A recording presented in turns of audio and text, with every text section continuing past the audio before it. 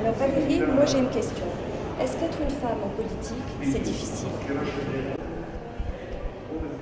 Alors, je dirais que ça a des avantages et des inconvénients. C'est vrai que c'est difficile parce qu'il faut le dire, il y a encore énormément de sexisme en politique. Alors vous allez me dire qu'il y en a dans d'autres endroits aussi. Mais je dois dire que par exemple, lorsque des journaux religieux francophones refusent de parler de moi parce que je suis une femme, effectivement, ça me met dans une situation un peu plus compliquée et il y a une rupture d'égalité par rapport à l'autre candidat.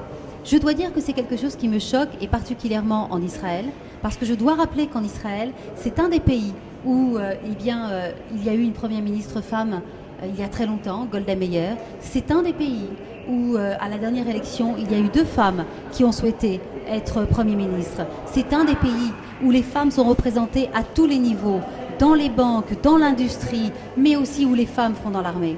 Et je ne crois pas que le fait d'être une femme doit être stigmatisé et un inconvénient quand on veut être élu à l'Assemblée nationale française. C'est pourquoi j'appelle tous les Français et les Françaises qui résident en Israël à me soutenir dans cette campagne. Parce que je ne crois pas que ce soit cette image sexiste d'Israël qu'il faut montrer à l'Assemblée nationale française. Je vous invite, en votant pour moi, à montrer qu'en Israël, eh bien, c'est l'Israël du 21e siècle, celle qui respecte autant les hommes et les femmes, qui pourra être représentée sur les bancs de l'Assemblée nationale.